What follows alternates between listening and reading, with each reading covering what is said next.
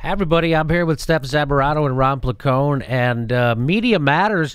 So you know the Washington Post, they're on a vengeance. They're trying to pretend that other people do fake news and not them. So they're the biggest purveyor of fake news, the Washington Post, just so you know. And their owner has a $600 million deal with the CIA. And they never disclose that when they're reporting on Syria, the war, WikiLeaks, the deep state, the DNC server, the hacking, the Russia. They never disclose that they have the owner of their paper has a $600 million deal with the CIA frickin' A. But people tell me I can't have a reporter on my show because they're pro-Assad. Okay, I got you. Okay. So here's some more bullshit from the Washington Post. Turns out, they never disclose that when they write an article about the CIA or the WikiLeaks, or they never go, hey, by the way, we're in bed with the CIA to the tune of $600 million, 3 times what our paper's worth. They never do that. Jeff Bezos is a $1 billion investor in Uber. When they write stories in the Post about Uber, they never disclose that the paper's owner has a $1 billion interest in Uber. They never disclose it. They never disclose it when they write about any of the tech stuff that they should, and it's unethical, and that's why Washington Post is a shit stain of a newspaper who always beats the drum for war like they did to get us into Iraq. Just so you know, the Washington Post, a shit stain of a fucking newspaper, and they always are lapdogs to power, which, in fact, right now, they are $600 million lapdogs to power. The deep state, they literally have a contract with the deep state. And you're going to get your news from the Washington Post and those motherfuckers, because right now, they are being what they're called the attack dog for the establishment. Okay, so they're trying to pretend that other people are doing fake news when the Washington Post is the worst purveyor of it. For instance, Media Matters caught him doing this. This is from Media Matters. Says Washington Post didn't disclose that the writer who penned a positive piece about Trump's Saudi trip is paid by the frickin' Saudi government. And the Washington Post didn't tell you that. You tell me if that's fake news. You tell me if is that fake news? Sounds like fucking fake news to me, doesn't it? They got a guy on the payroll of the Saudi Arabia's writing articles about Trump's trip to Saudi, and they don't tell you about it? Sounds like a shit stain of a newspaper. But they do great work. They got Dave Weigel out there right now writing a series of attack articles for the establishment right now. Okay, because what the media is supposed to be is the guard dog, right? They're supposed to be watchdogs, and they watch the criminals, the corporations, and the politicians, and the criminals, and they are watchdog for the people. But what they have turned into, now that we have 6 companies bringing us all our news and information, now the news media has turned into the guard dog for the establishment. They always were. But now they've gone one step further. They're the attack dog for the establishment. That's how they attacked Bernie Sanders. And now they're attacking anybody who pushes back against their CIA, WikiLeaks, Russia narrative. That's what's happening. Okay, just so you know. Look at this. So it's not just confined to that. They'll do it no matter what. They will mislead their readers all the time. That's the Washington Post shit stain of a newspaper because they like to lead us into war on lies, and they like to mislead their own. They get caught. Look, they're getting caught. They got caught. So here's what it says. This guy, oh, by the way, Eric Hanoki is who wrote this. Good job. Great catch by Eric. Good job. So this is the guy, Ed Rogers, right? He's chairperson for the BGR Group. Rogers is the chairman of the BGR Group, a leading Washington, D.C. lobbying group. BGR is part of a vast network of American lobbying and public relations firms that work for the Saudi government. Okay. The Washington Post allowed contributor Ed Rogers to praise Donald Trump's trip to Saudi Arabia without disclosing that he's a lobbyist for the Saudi royal courts. The Post has repeatedly allowed Rogers to promote his lobbying clients' interests without disclosure. So right now, the Washington Post has Dave Weigel writing a series of attack articles they're attacking anybody who questions the CIA narrative. And that's what they're doing. They've gone from being the watchdog to the guard dog of the establishment. Now they're the attack dog. And they're getting caught all over the place because everybody knows the Washington Post is fucking deep state bullshit in bed with the CIA to a tune of $600 million, and they never disclose it. And they didn't disclose this either. They don't disclose anything. The Post itself has reported on Rogers' role in promoting Saudi interests.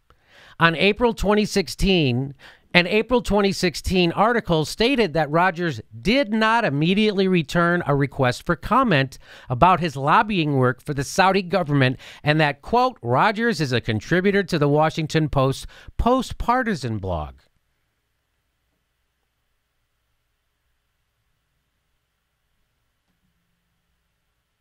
So they know that there's a conflict of interest with this guy, and they don't care.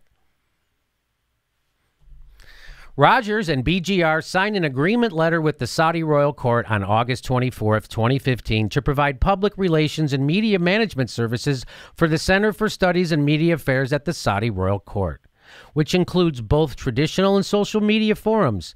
How much is that contract worth? $500,000 a year. Wow. How many hours? What's that per hour? I mean, I'm guessing they're not putting a lot of hours of work in. Wow. Rogers used his Washington Post space to write a May 16th piece praising Trump's then upcoming overseas trip as a good idea and an opportunity to begin a reset, even if relief is only temporary. He added that the American public responds positively to seeing their president meeting with world leaders, reassuring them of our leadership abroad and coming to agreements of matters of global importance. Trump's meeting in Saudi Arabia, Israel, and the Vatican are opportune settings for this administration to make a bold statement to the world that the United States is stronger and more committed than ever to leading. That's what he wrote. And the Washington Post put that in their paper. And they didn't say this guy's in bed with the Saudi government. The Post column did not disclose that Saudi government has paid Rogers and his company. The piece was syndicated to the Plain Dealer, the Chicago Tribune, the Kansas City Star, according to a Nexus search. Editorial page editor. So the editorial page editor for the Post, his guy's name is Fred Hyatt, he disputed Media Matters criticism in an email, stating the Post, meaning the post that guy made, the story that guy wrote, was not about Saudi Arabia in any way, but was a very general look at the political implications of foreign travel. And Washington Post calls other people fake news. The Washington Post does. Hyatt told Media Matters in April that if Rogers lobbies for a specific client or specific issue and then writes about that specific client or issue, I think readers, quote, should be made aware.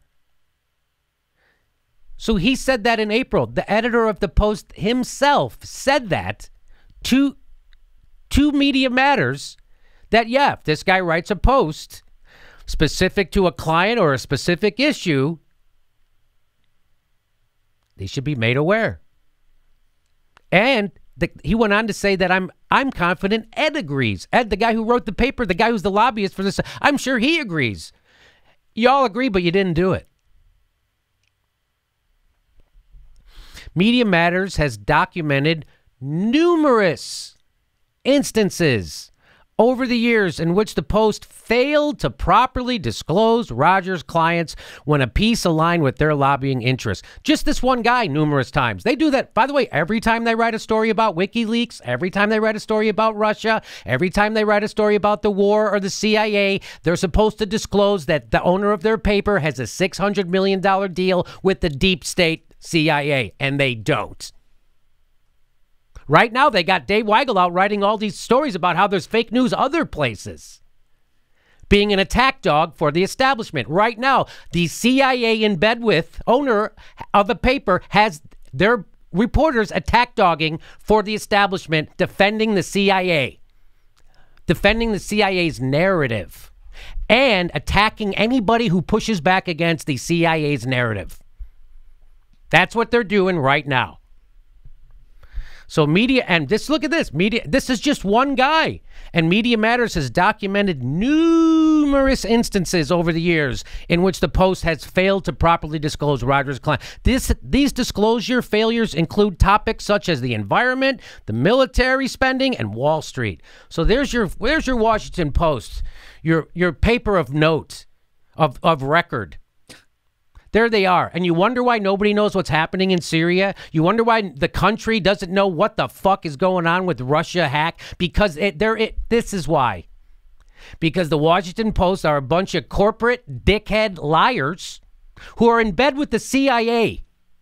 So you can't believe it, and they won't disclose it to you. If they didn't think it mattered, they would disclose it to you. It matters. That's why they don't disclose it to you, because they're fucking liars and guard dogs for the establishment. That's what the Washington Post is. They've always been. They always will be. You think I'm kidding? Just remember that this is what the Washington Post had to say about the Iraq War when they were beating the drum for war and marginalizing critics of the war, a war that the CIA wanted. Remember how they marginalized the critics of the war? They're doing the same thing now. They're marginalizing the critics of the CIA, of the Syrian war, and of the establishment. Right now, that's what they're doing. Let's remember what they wrote about the Iraq war. It is hard to imagine. This is the Washington Post's editorial board. This isn't some jagoff in a blog. This is their editorial board. It is hard to, while 1 million people are in the streets protesting this illegal war, because regular people, even in an age of corporate media, knew the Iraq war was bullshit. Even then we knew it. But the Washington Post didn't know it. They knew it, and they didn't care. So here's what they said.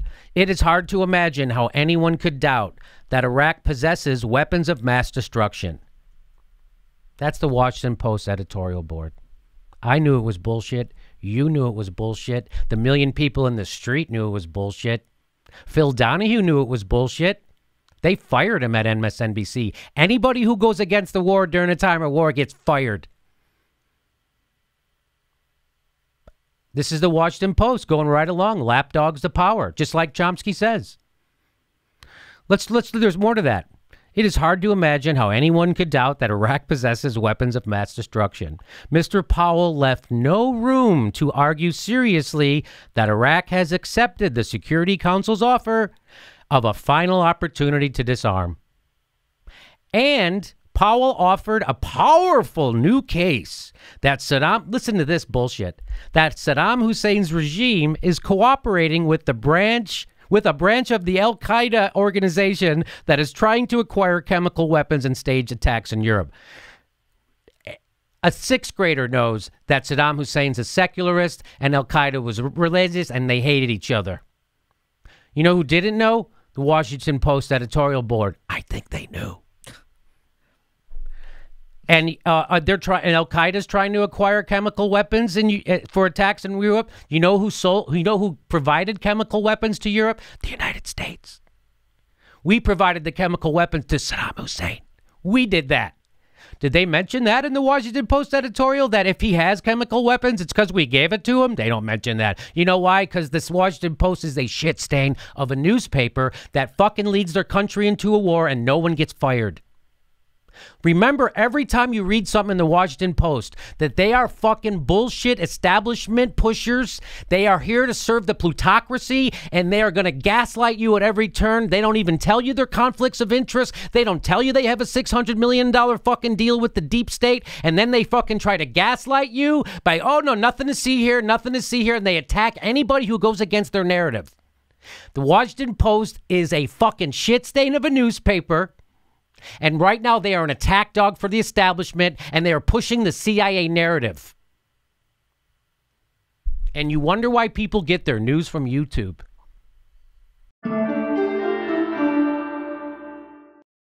The next live Jimmy Dore show is June 19th in Burbank, California, and July 15th in San Francisco at the Great Star Theater. For all links for all tickets to those shows and our full schedule, right there, there's a link to JimmyDoreComedy.com. We'll see you at those live shows.